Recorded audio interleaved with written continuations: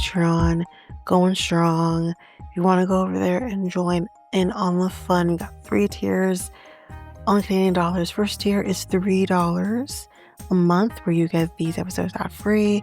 You also get AMAs once a month, or learn about me episodes once a month. And then on the second tier, which is $5 a month, you get everything from the first tier, as well as coverage of a reality show of yesteryear. That's right now Jersey Shore, currently in season 3. You can also go to the main feed, where there will be the first episode of every season released there, so you can try that before you head over to the Patreon. And then on the third tier, you get everything from the first 2 tiers, as well as coverage from a true crime documentary. We got the backlog of Ashley Madison documentary, Man with 1,000 Kids, Into the Fire, Lacey Peterson, and again, all those episodes for the first episode of each is in the main feed, so you can try that before you head over. So if you are interested, you can head over to patreon.com/realityt times 2, and you can sign up for whichever tier you feel for. Again, you can try before you buy, which basically means you can try any tier for a week before committing to it. Even if you are on other tier, if you are on tier 1 or the first tier and you want to go over to the second tier, you could still try that second tier for a week before committing to the upgrade. So again, that is at patreon.com/realityt times 2. And of course, the link is in the show notes, website, social media accounts. It's all available there.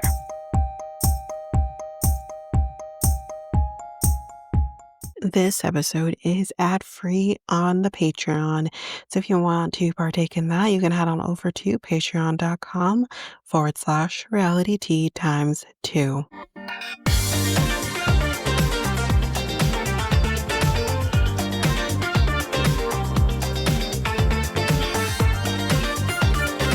Welcome to Reality Tea Times 2, podcast where we discuss all trash reality TV we love to hate. I'm Tanika, and today we are going to be discussing episode 2 of The Last Resort. So let's just jump in. All right, so we left off with Rebecca telling both Shekinah and Sarper to shut the fuck up, and Sarper comes back with, "Don't say shut up," because that's literally what she's doing. She's like, shut up.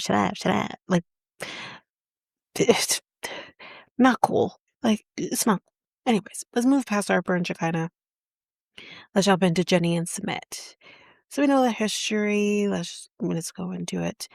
But there's also now his drinking issues. Apparently, the drinking issues kind of started up after, as we know, I think they mentioned it in the first episode, it happened after the failing of the family cafe. He's hiding things from her. For example, he apparently invested $50,000 without telling her. Now, I know this is hindsight being 2020, but seeing that he invested $50,000 when that $50,000 could now be going towards her treatment, and these are people who are going on, online saying, "Please donate to our GoFundMe," which is fine in and of itself, but like, where's the $50,000 that you invested? I hope, like, I'm not saying that he shouldn't have money, obviously, after her, when time comes and she is no longer here, but it's just things that make you, look backwards and be like, not a great choice. He says she gets mad about things. For example, one time when they were in the mall, she pretended to punch him in public. Now, she doesn't deny that she made the gesture. What she does deny is that she ever touched him or made contact with him, which is half one dozen of the other. You know what I mean? I do not doubt for a second that Jenny did this. We have seen her do this before on television. She has done that gesture before, on first hand. Secondly, so you think because you didn't hit him, it's okay? You threatened to. That's not okay. Um, And in a sense, it's abusive. Like, you can't be doing things like that. It's not okay. And I don't know if she does it because that's just her personality, that's just who she is, or if it's like the older, younger dynamic. I don't know, which is worse. But like, it's just not okay. Um, so she's like, "Okay, so we're gonna be talking about the anger management. Yeah, we're gonna tackle that one. Next, Rebecca and Zied. Oh boy, the information we got. The blonde chick in the parking lot. Okay, I got nothing on what we're about to dive deep into. So, 3 years is when, 3 years after they got married, is when things started to change. He started dressing different. He started going to the gym. And it's like, okay, but you also married a man who was under the age of 30.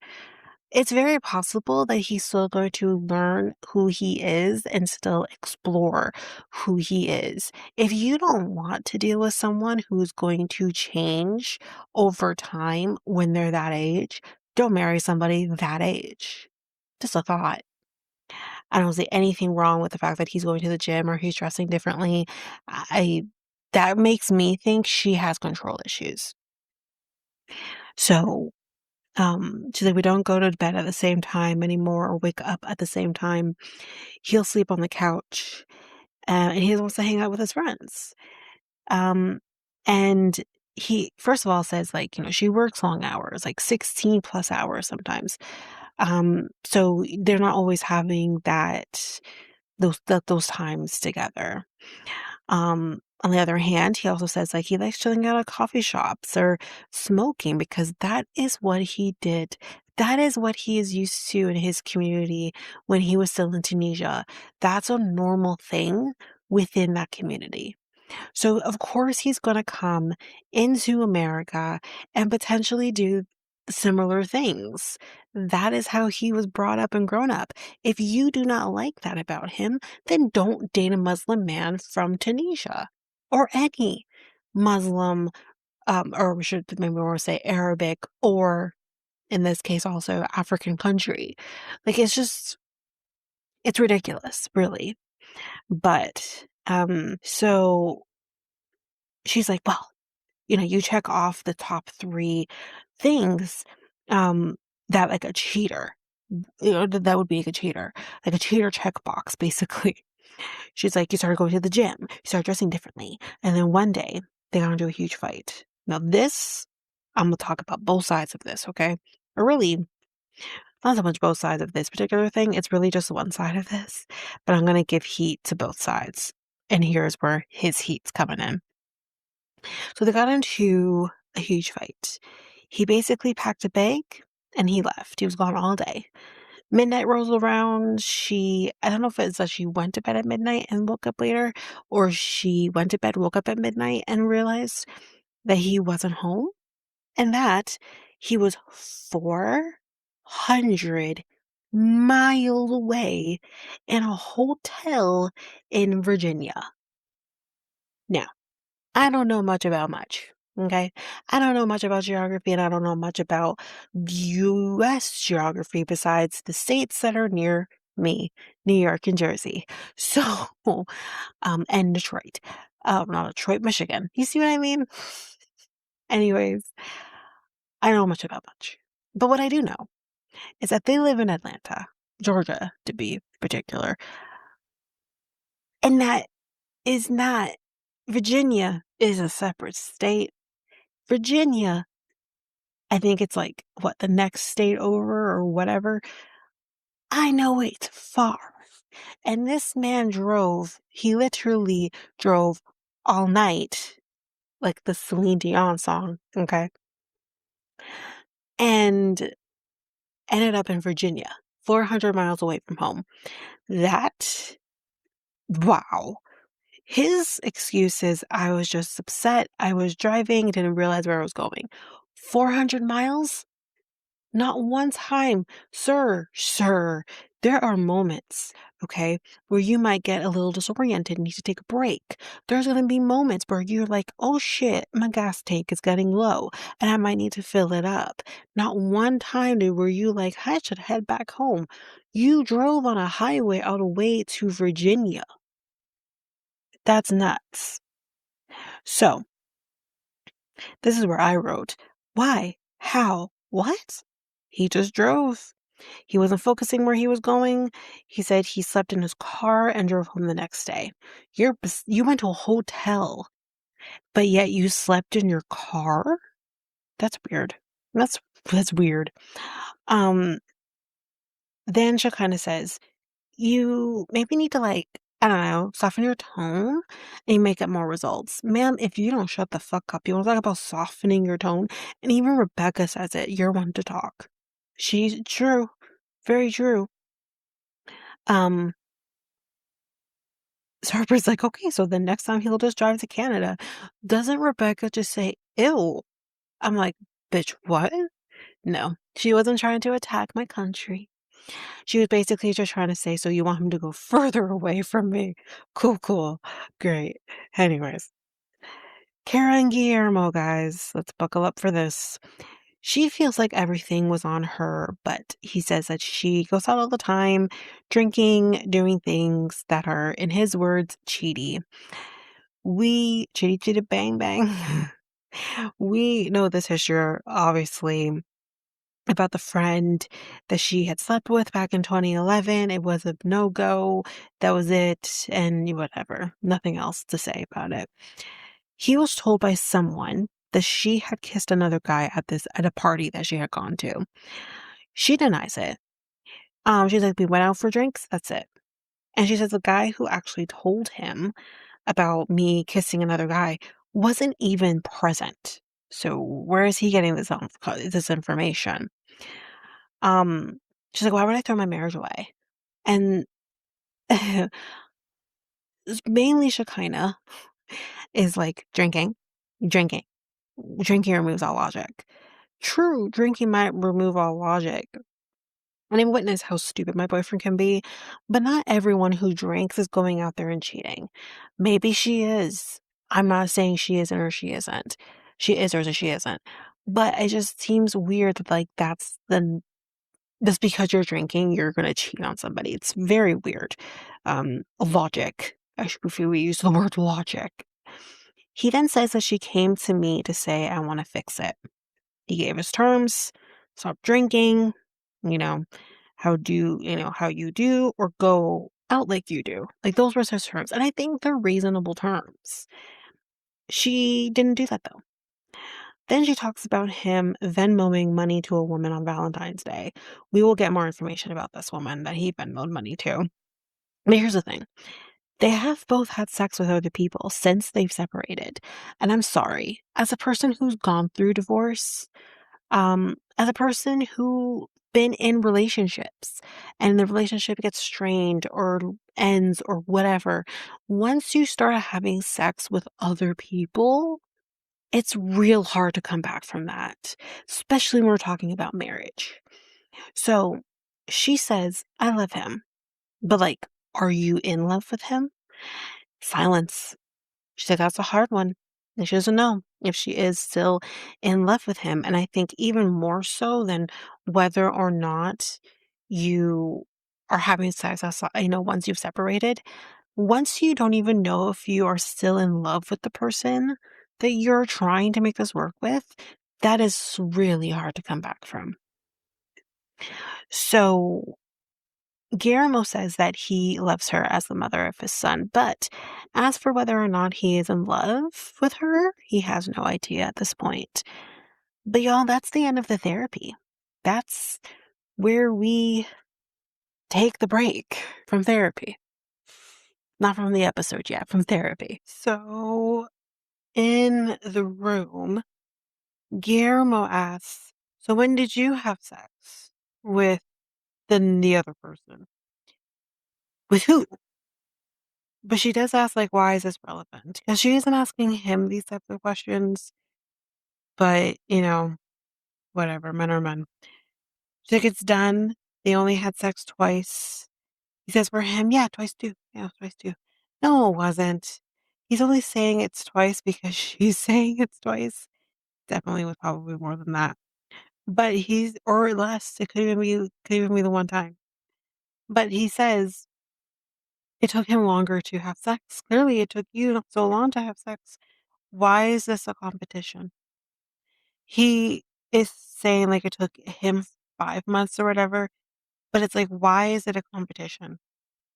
Why can't it just be you had sex, she had sex? As she says, we're both in the same place. We both did the same thing. There is no you did this, I did this, or you did this one and I did this one. Like it's not necessary.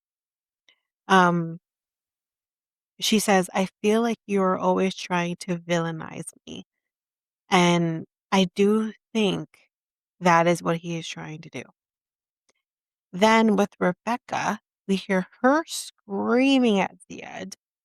She's like, your only issue against me is that I'm on my phone too much. Like, don't act like I'm the problem. That's not what he said. Now, first of all, yes, he did say that she's constantly on her phone, but he's not saying that because you're on the phone, this is why we have problems. He doesn't think you all have problems. He doesn't, I don't cheat. All I do is go out with my friends, like whatever. He doesn't think that there's an issue. But what he is trying to say, I guess, is, I mean, acknowledge that he's not the only one that's the problem here. If you're going to constantly think he is the problem, I'm fine, then this isn't going to work. Point blank, period. It just won't work. And I think that's something that she needs to come to terms with, that it's not just him. Um, so she's like, he won't let me touch your phone. I try to prove myself wrong, and I find you with a blonde. And again, the minute listen, I do not go through my man's phone. I've talked about this on my stance on the phone and everything like that. I do not do that. I do not believe in it. I don't think it helps garner trust. It doesn't. If anything, it does the exact opposite. But I I think like as soon as you're gonna start talking about looking at your man's phone, you don't have to trust, and it's not gonna come miraculously back because you're not looking at his phone. You're still going to always question, but the blonde girl, you're always gonna go back to that. Oh, the time he drove to Virginia and stayed at a hotel there. You're always gonna go back to that. It's not gonna get better just because you go through his phone. So he walks away at this point. He's done with this. So with him walking away, that's where I'm going to take a very quick break. We'll be back after, a quick word from these sponsors. Hi, everyone. So I have a new product for you to partake in, one that I'm going to share with you, and that is Be Believe.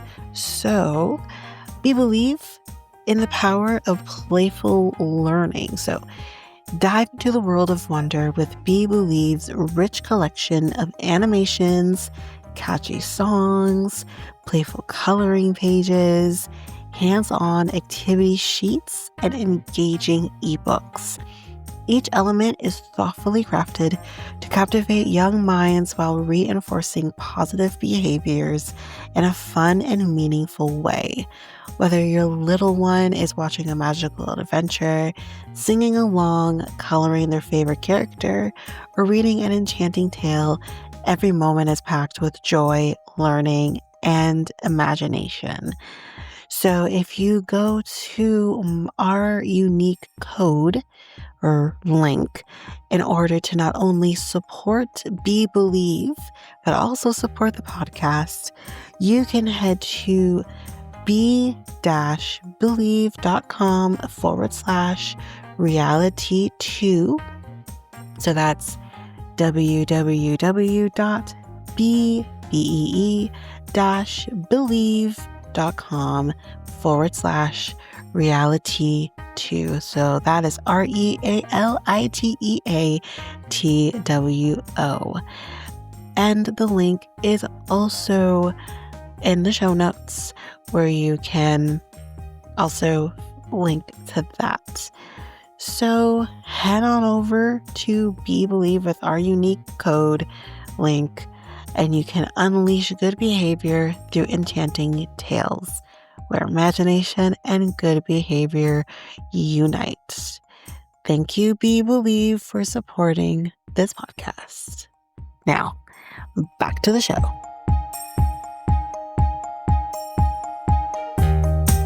And I'm back. So the couples are going to go socialize, but Shekinah is overwhelmed, so she's going to be hanging back in the room. That's code for nobody likes me, so I'm going to stay back because I don't want to fight with anybody. Please. Sumit is going to drink a gin and tonic, and Jenny side-eyes him, side-eyes the shit out of him when he says that. And I mean, just let the man live, let him drink. Rebecca is big mad that Zied is going to be running off with Sarper and the others to get away from her. Let him get away from you then. Let him take a minute, She says sometimes the trash takes itself out. Who's the trash? Is it Sarper? Is it Zied? Who's the trash? Is it both? Now, we're going to be doing the separate groups, the men, the women, before they come together. So we're going to do all of the men's stuff, and then we'll move to the women. So out of the bonfire, Sarper says, I feel like Shekinah is my punishment in life. If your man's is literally saying, I think my wife or my woman is my punishment in life, where do we go from here? That's, wow. He's like, I did a lot of bad things and now I have her. Wow. Wow. I divorce him immediately. Wow. He's like, we need to create menace. Basically men's rights now type situation. Because I wrote, my next thought was, it does exist. It's called the manosphere. Anyways, men are just so simple apparently, and you can't overwhelm their tiny pea brains. They're bread out. Simple. We are not complex. Then Sarper apologizes to Zied for how he spoke to Rebecca. Mind you, I think he needs to speak to Rebecca. But he says sorry for how Zied says, I should say, he says sorry for how Rebecca spoke to them, meaning Sarper and Shekinah, because he was a little over the fact that she kept saying, shut up, shut up, shut up. But he is just at his limit with being told that he is cheating. Yes, in his words, he is not. So the ladies, meanwhile, they cheer to being independent women. Carl wants to know more about the position, the dead cow. What does that entail? Can you show me how it's done? She's like, because I never did that one before. Me neither. Jenny thinks that the dead cow position sounds quite nice because you don't have to do any work. That's boring. Anyways, but seriously, Pal just doesn't feel the compassion from Russ that she used to.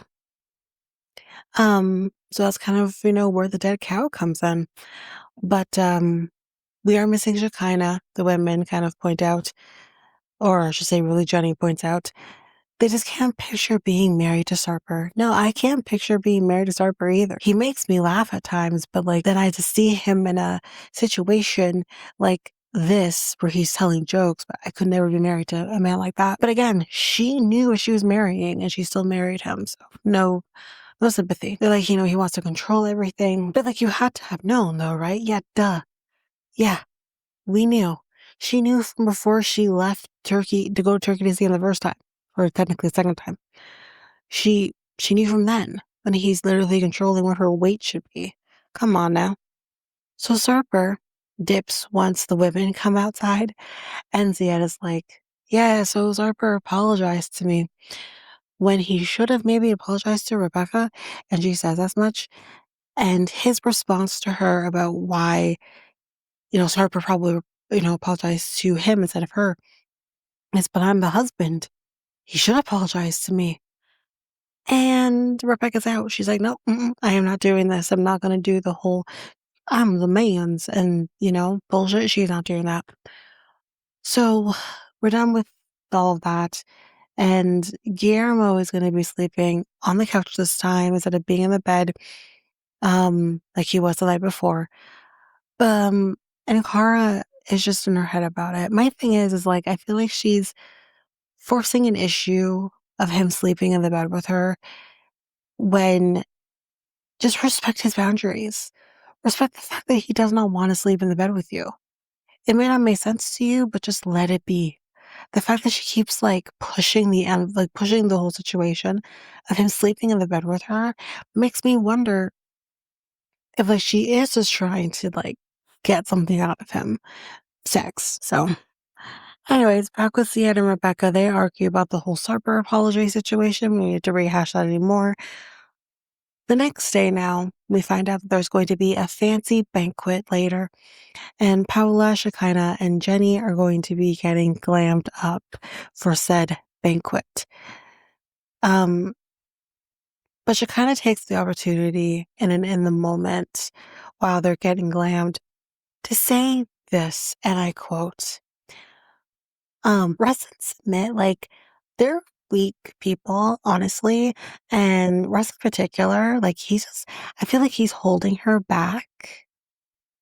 So you're gonna talk shit about these people's husbands in the moment.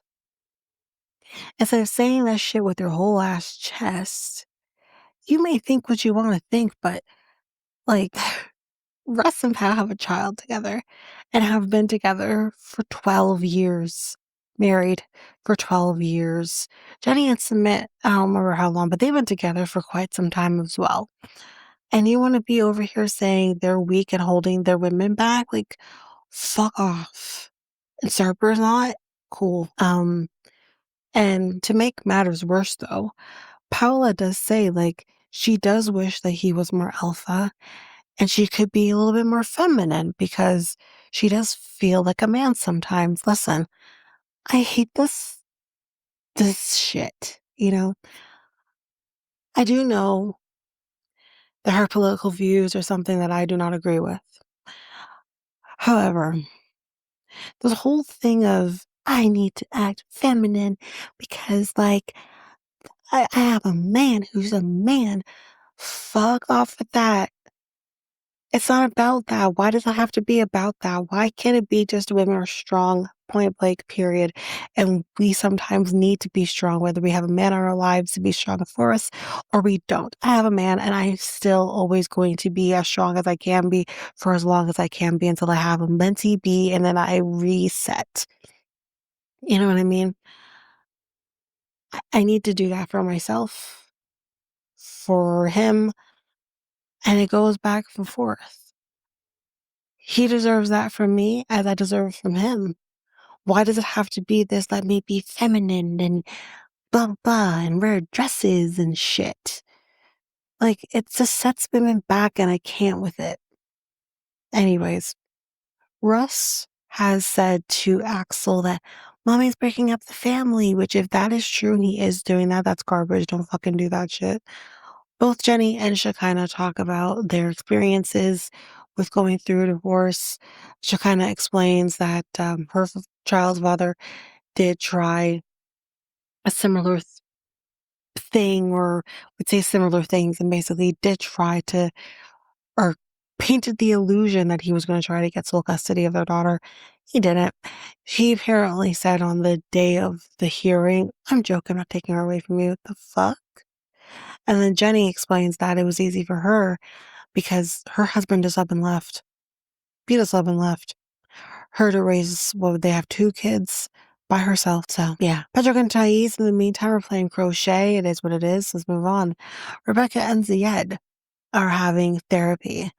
And Zied is not happy that she told Sarper and Bolsha kind of to shut up, which I thought was not necessary as well. And she says, is it more important to worry about me more than him? I mean, yes, generally speaking. But when you're acting like a goddamn hooligan, telling people to shut up for no fucking reason, yeah, he's putting you in your place. And I don't disagree with him doing that. Just because he's your husband does not mean he can't hold you as responsible. Now, maybe he didn't have to do that publicly at first. I get it. But he did. So yeah. And she said, yeah, said that part. But she keeps interrupting him while they're talking. And it's annoying because he tries to say words and she just talks over him. It's have some self control. But as Dr. Tyrone says, maybe we need to break it down for him to understand your perspective. And he needs to acknowledge his part. So she, says, yeah, maybe I could do that. And, maybe I could be nicer in my tone. And he, yeah, he likes the idea of the list or whatever. And Rebecca, if you come at him aggressively, he is going to shut down, which is true. You're never going to get the response you want. All right, everyone. So I had to take a quick break. So hopefully there's not much overlap, but let's start off where I think I left off. So it's banquet time, and the ladies are getting crowns because this is not just any normal banquet. This is a royal banquet, and we're going to be practicing etiquette. This is kind of the main focus. Etiquette shows respect and whatever else. So, Shekinah, because they kind of, before they go into the actual food part of the banquet, they're kind of talking about how each other looks and how it makes the other feel and whatever. So they go to Shekinah and Sarper and Jada starts crying. She feels like she can't look at him because, again, they haven't really spoken much to each other since the therapy the day before. And she says she feels stupid, dressed up, and she feels like she just doesn't belong. Mind you, both Patrick and Thais think that this is just manipulation. Maybe it is, maybe it isn't. We'll never fully know. Um, he apparently once told her, which I thought this was sweet at first, and then it gets twisted, because apparently he said to her that he could see her inner child and he loved it. He goes further and hits in the moment, basically saying, like, I saw the young and naive girl and he loved it. And I'm like, okay, so we love the fact that her inner child is naive. Cool, cool. He said that I want to compliment her in this room and I can't, and I hate that about myself. That's progress. He does tell her that he loves her, and there's that, so we move on. Sumit says about how Jenny looks, because Jenny's wearing, kind of Indian attire. That's what she's wearing. And he says, she looks good, but, you know, she always looks like this. And he was kind of hoping that maybe she would try something a little different. I don't know how to take this. It's pretty split of, if she's comfortable, she feels good in that, then like whatever. And then you also have like the other side, like Pal, for example, basically saying, you know, he has a nerve coming and talking about how she looks when he's wearing his fake ass glasses, making his ass look like Edna Mode. Okay. I'm going to assume most of us know who Edna Mode is, but that set me. That line took me out because true. So then we move on to Kara and Guillermo, and this is where the drama starts. And he's asked, when you look at her, Kara, do you feel proud that she is the mother of your child? He, with barely, there's a little hesitation, but barely a hop, skip, jump, he just says no. But he would not like to elaborate on that right now. We will be elaborating on it in a second. But my thing is like this, I'm gonna have to wait until we get the whole picture here. But really and truly, for the person for whom you have the child with, and you're actually saying that to her face of, I don't feel proud of the fact that I created life with you, is, I think, probably the worst thing anyone could say to the other. It really is. Like, anyways, but now we move on to dinner.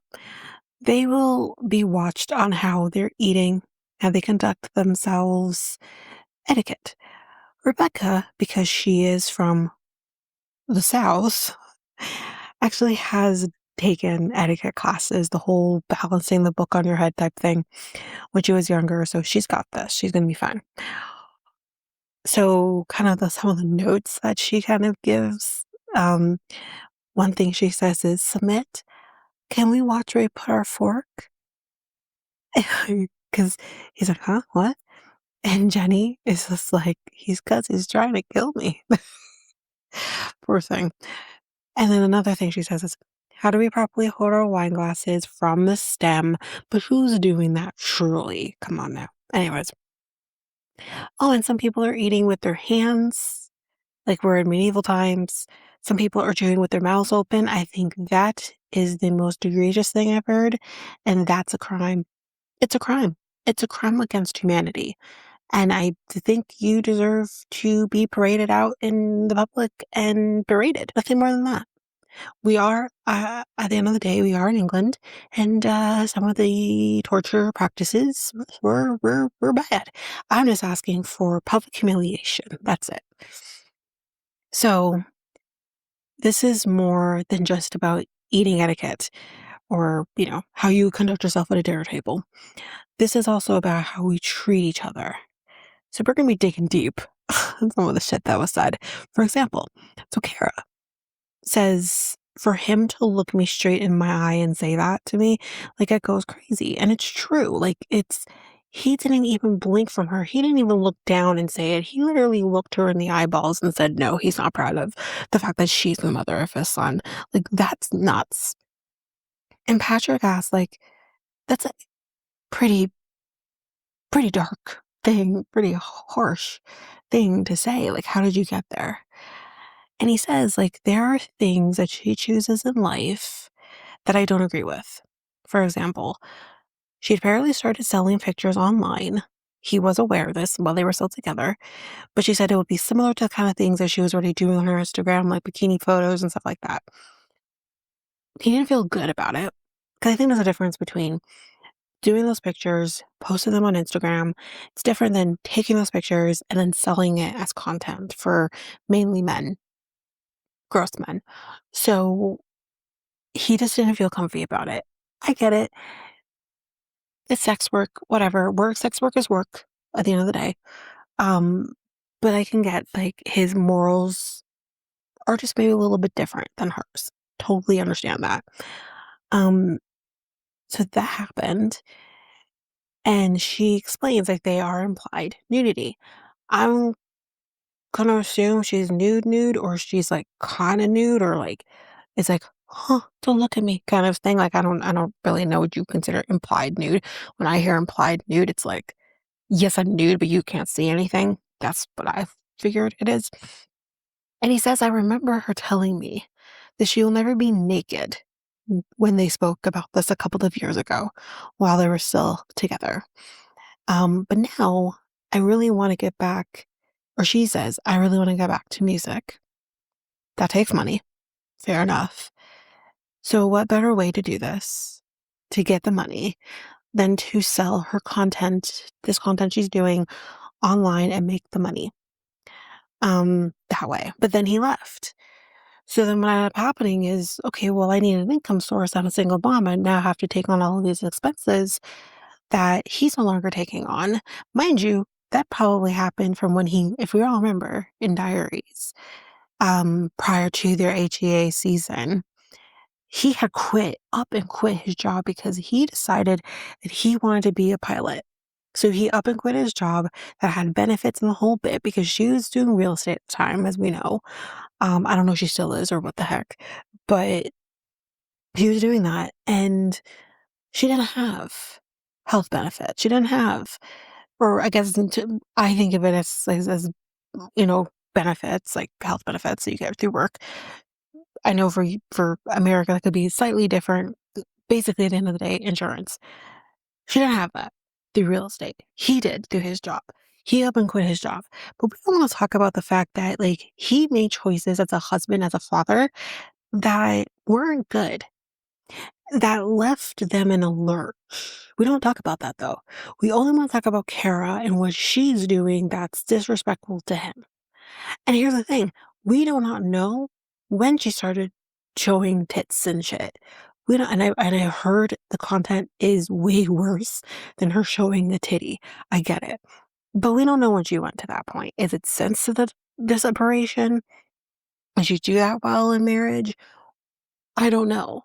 If she did it while in marriage, I would understand, like, you're going against something that you know your husband, his morals don't allow.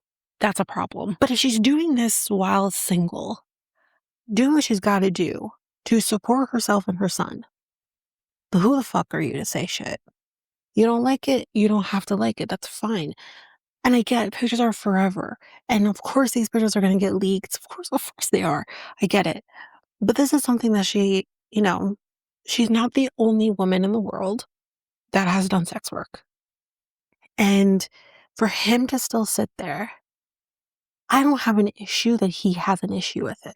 He's entitled to have that issue. And she's entitled to do as she pleases. Both are entitled to their opinion on this, more so than anyone else. No one else really matters. It's the two of them. But to sit there and actually say to the mother of your child straight in her eyeballs and literally say, I am not proud of you being the mother of my child, goes fucking crazy. You can say, I love you as the mother of my child. I love that I picked you to be the mother of my child. I don't agree with the things that you do, though, and how that is going to implicate not only you, not only me, not us as a family unit, but our son. You can say all of that. But to literally sit here, to me, I'm not saying she doesn't deserve it. I don't think she's fully trustworthy. But, like, I really feel like he's just trying to hurt her. That's all this feels like. And we'll see a little later on, too. I feel like he does things spitefully, knowing that it's going to get, like, a reaction out of her. And I don't particularly like that part of Guillermo. I love Guillermo. I didn't like Kara in the first season. I've warmed up to her in past seasons. I would say this last HEA season, I'm like, okay, so you're selfish. That's not, like, it's not just about you and your patata. Like, it's not just about that. But I like Guillermo, but I do not like the side of Guillermo where he's being, I feel, purposely vindictive. Not, not to your, not to the child, not to your mother's child, because not only in his argument, not only is he potentially going to see the photos and shit that she's doing to support them, he's also going to see how his father is treating his mother in these moments as well. How do you think that's going to bode? It's not going to bode well either. You're not perfect. So set an example of you treating his mother with some form of respect, or at least making an effort to get there. This isn't how we're doing it. That's my thoughts on it. We'll see how things go further on. But, but anyways, that's basically the end of the episode. If you liked what you heard right now, but bear with me, yeah, because I have not done an outro for this, for the podcast in quite some time. So bear with me here. So if you liked what you heard, you can go to any of your favorite podcast apps. You can follow, make sure you don't miss a single episode. And you can also rate the podcast at either Apple Podcasts or Spotify.